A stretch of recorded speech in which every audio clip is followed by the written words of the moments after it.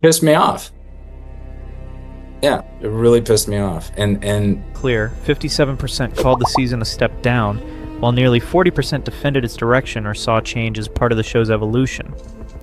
Beneath Another thing to rant about, well, just speculate about the future of Star Trek. This is an article from Trek Movie. For the first time in over a decade, the potential is there for these great Star Trek stories. Kurtzman shut it down, even though everyone wanted to continue with a new Enterprise, a new crew, a new show. Exhausted. That is Anson Mount's one-word verdict. And Strange New Worlds is confirmed dead after Season 5. Somehow, some way, things continue to get worse for Star Trek. Starfleet Academy has been a total embarrassment for Paramount. I don't know what they're going to do. The best reviewed Star Trek in decades is gone about this cancellation and what it means for the entire live-action Star Trek future. Here is one of those facts right now. Item 1.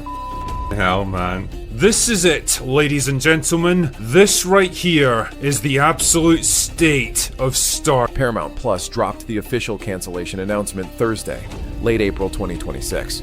Not a rumor, not a leak, not a fan theory. A formal statement confirmed simultaneously by Variety and Screen Rant within the same hour. The language Paramount used was clinical.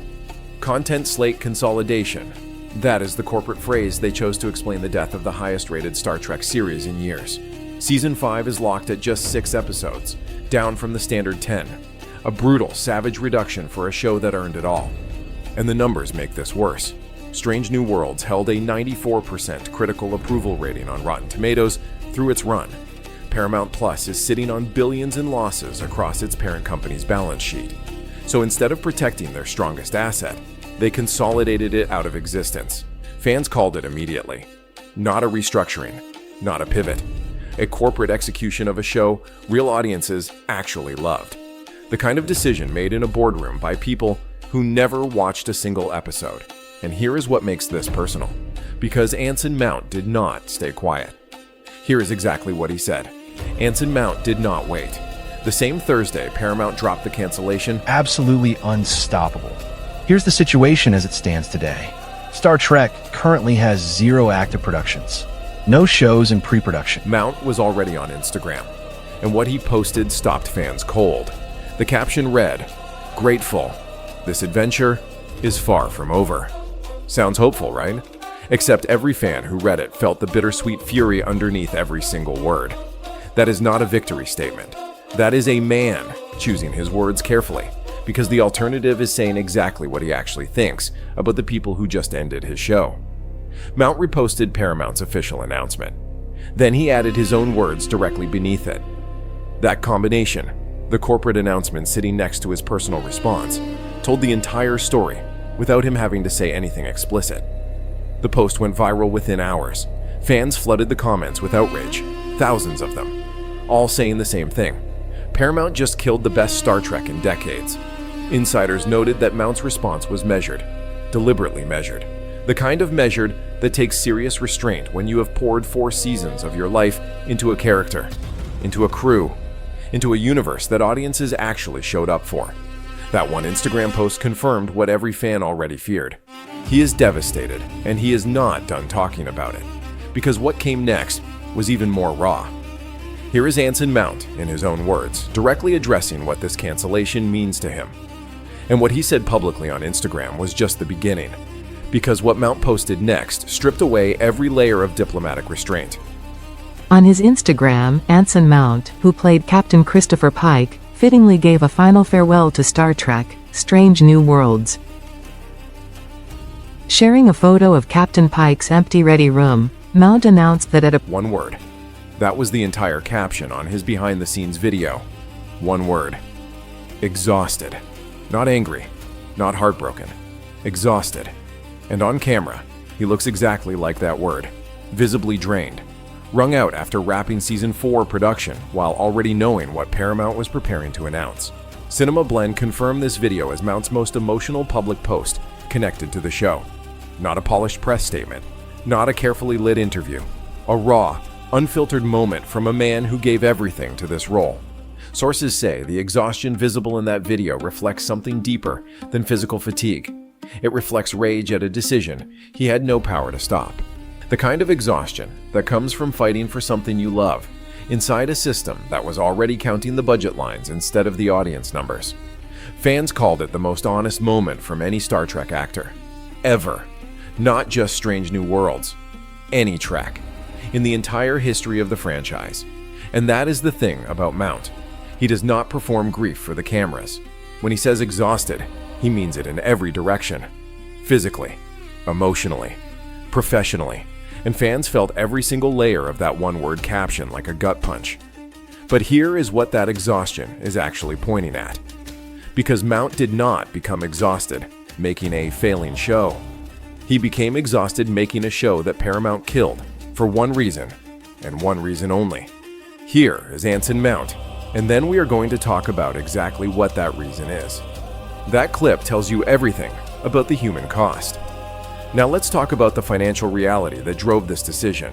Hello, I'm Rebecca Romaine. I play Una on Star Trek Strange New Worlds. And I'm Anson Mount. I play Captain Pike on Star Trek Strange New Worlds. And we're here with Sky Showtime to answer the fans' most asked question. Because the numbers are brutal. Paramount Global reported billions in streaming losses. Not millions. Billions. The Skydance merger under David Ellison accelerated a content purge across the entire portfolio. Executives were not looking at what audiences loved. They were looking at spreadsheets. Strange New Worlds was the highest cost live-action Star Trek production per episode on the entire slate. Industry insiders confirmed it. Budget, not ratings, killed this show. Not audience abandonment. Not critical failure. The cost per episode made SNW a target the moment Ellison's team started cutting. Discovery was axed first. That was not random. That was a sequence. Insiders revealed SNW was always next on the list. Item 1, Discovery gone. Item 2, Strange New Worlds reduced to 6 final episodes. Item 3, full cancellation confirmed, 6 episodes. That is what Paramount offered as a send-off to the highest-rated Star Trek series in the modern era. Not a full season, not a proper finale production. 6 episodes to wrap up a story that deserved so much more. Real audiences built this show into something special. Executives with billion-dollar losses on their balance sheets dismantled it. And nobody at Paramount had to answer for that decision publicly. Nobody. And Mount was not alone in that grief. Not even close. Rebecca Romaine, who played number 1 across all 4 seasons, went public within hours of Paramount's announcement. She praised the show's legacy in terms that made it sound like a eulogy, because it was. Romaine called Strange New Worlds a rare thing in television, something genuine, something built with intention. And now it is over. Ethan Peck, Spock himself, is equally devastated. Insiders close to the production describe Peck's arc as unfinished. 4 seasons of building a young Spock, the internal conflict, the human half warring with the Vulcan discipline, and Paramount pulls the plug before that story lands. 6 episodes to close a character journey that deserved a full season minimum. Here is the detail that makes this brutal. The entire cast and crew learned the cancellation news while season 4 was still actively filming. Not after wrap, not in a formal meeting. While they were on set, building the show they believed had a future, sources close to production confirmed the timing was savage. Nobody got a warning, nobody got a graceful exit. An ensemble forged over 4 years, abruptly told, their time is up. Romaine, Peck, Mount, all of them now facing a farewell they never got to prepare for. And that is just item 5. Item 6 is the detail about Mount himself that reframes everything.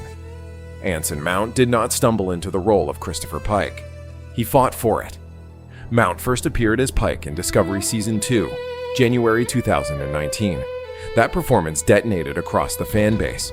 Viewers demanded more. Mount heard that, and he personally lobbied Paramount for the spin-off. He pushed. He advocated. He made the case that Pike deserved his own show. And he had skin in this game that went deeper than a paycheck. Mount publicly stated, on record, "I grew up watching Bill Shatner strut his stuff." That is not a promotional soundbite. That is a man who idolized the original Captain Kirk as a child, who then got handed the keys to that same bridge, on that same ship, and called it his dream fulfilled. William Shatner's Enterprise, Anson Mount's dream. 4 seasons of living inside that dream. Paramount's cancellation does not just end a TV show. It erases the ending Mount envisioned for Pike, the arc he built toward, the conclusion he deserved to deliver. Insiders confirm Mount had a specific vision for how Pike's story should close, and 6 truncated episodes is not that vision, not even close. This is a man who grew up on Kirk, lobbied to become Pike, and now watches Paramount hand him 6 episodes and a door. That detail alone is damning, because nobody at Paramount had to sit across from Anson Mount and explain that decision face to face. Here is Mount, in his own words, on exactly what this show meant to him. That clip tells you everything about what is at stake, and the fans heard every word of it. And the fate of Starfleet Academy after Season 2 is very up in the air. Could this be the end of Star Trek on Paramount Plus? God, I hope so. Well, modern Star Trek, sorry, yeah. God, I hope so. Hours of Paramount's Thursday confirmation, petitions launched across every platform. Not days later. Hours. The fanbase mobilized faster than most studios can schedule a press release. #Save Strange New Worlds trended globally within 24 hours of the announcement. Global, not niche Trek forums. Trending worldwide. Fans are not just grieving, they are targeting. Netflix, Amazon Prime, and Peacock have all been named as rescue platforms in active campaigns. Organized outreach, coordinated messaging. These are not casual viewers posting sad emojis. These are people who have done this before and know it works. Because Trek fans saved the original series in 1968, NBC was ready to cancel Kirk, Spock, and the entire Enterprise crew after Season 2. A letter-writing campaign, physical letters, no internet, flooded NBC's offices and bought the show a 3rd season. History is not a coincidence here. It is a blueprint. Alex Kurtzman, the current architect of the Trek universe, has not publicly commented on the fan campaigns. Not one word. That silence is a choice, and the fans are making their choice too. Item 8 is the one that puts the entire cancellation into franchise-level perspective, because what happens to Strange New Worlds does not stay with Strange New Worlds. And that franchise-level perspective is brutal. Here is the number that says everything. 6 episodes. Season 5 of Strange New Worlds gets 6 episodes, the shortest Star Trek run in the franchise's entire history. Not a full season. Not even close.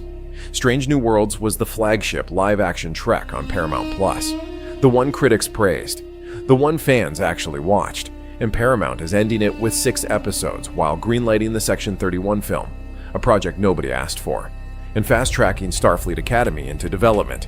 No Pike, no Spock, no number 1, just a brand new cast on a brand new show built on the grave of the series that actually worked. Item 1, Discovery ended. Item 2, Picard ended. Item 3, Strange New Worlds ending. That is not a programming shuffle. That is a purge, an entire generation of Trek. Gone. And the timeline makes it worse. Discovery ran 5 seasons before the axe. Picard got 3. Strange New Worlds, the best reviewed of all of them, gets cut shortest. Insiders point directly to Paramount's $1.7 billion streaming losses as the trigger. The math was brutal, and the creative cost was irrelevant to the people signing the checks. What real audiences wanted was more Pike. What executives delivered was an ending dressed up as a finale. The fans who built this show's reputation deserve to know exactly what Paramount just threw away. The platform that replaces Paramount's vision has not been built yet. Subscribe and stand with Trek fans